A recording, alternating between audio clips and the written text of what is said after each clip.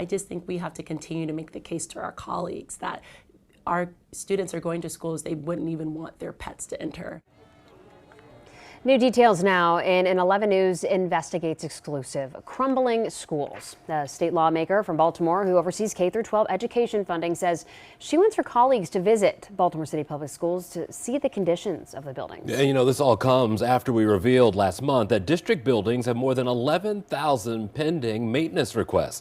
Investigative reporter Tolly Taylor joins us now live in the newsroom. And Tolly, Delegate Stephanie Smith says some people need to see it to believe it.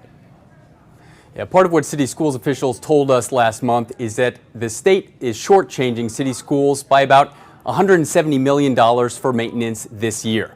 Delegate Smith agrees, but because of the budget shortfall this year, she says help from state lawmakers will have to wait until next year. I honestly feel like many of my colleagues across the state don't fully understand that burden. Delegate Stephanie Smith is talking about the building conditions at Baltimore City Public Schools. The Democrat represents Baltimore and chairs the House Education and Economic Development Subcommittee in the Maryland General Assembly. For her colleagues who come from other parts of the state, the work I have to do is to really paint the picture of just this is not what I think people would think an American school system in terms of its physical condition would be like. 11 News Investigates filed a public records request to city schools, revealing last month that the district has more than 11,000 work orders waiting to be fixed.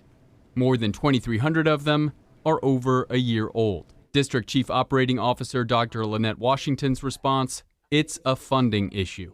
If I had a little bit over $200 million every year to hire more people, then maybe I'm in schools every week. So maybe those work orders are being addressed a little bit more consistently. Washington says she has $55 million this year for maintenance issues, but points to national research from 2016 showing that because of the district's size, the funding the district gets from the state should be more like $227 million. Are you saying that you agree with their conclusions about funding? Oh, I agree that the need that they've identified is accurate. But again, legislating is a team sport, and as you probably know, within the greater context of the budget, we have significant holes. Smith says she wishes the state had funneled more federal COVID relief funding into city schools over the past few years. We definitely have a different governor now than we did when we had the surpluses, and so that also meant that there was just really a different conversation available to us as legislators. Still, she's adamant that the state of the district's school buildings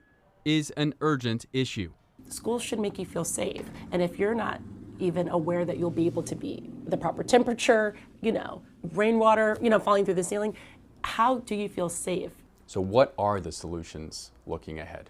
I think we have to look at different funding sources. She says there isn't enough time or funds remaining in this legislative session to address it, but she's optimistic about 2025. There's a work group that was focused kind of on this conversation. It has not been convened in some years, and I think getting that back online after we get through this budget session is going to be critical. Smith echoed what Dr. Washington told me. Though there are state efforts like the Blueprint and 21st Century School Buildings program intended to help, they don't provide enough money to close the funding gap for city schools. For 11 News Investigates, I'm Tolly Taylor.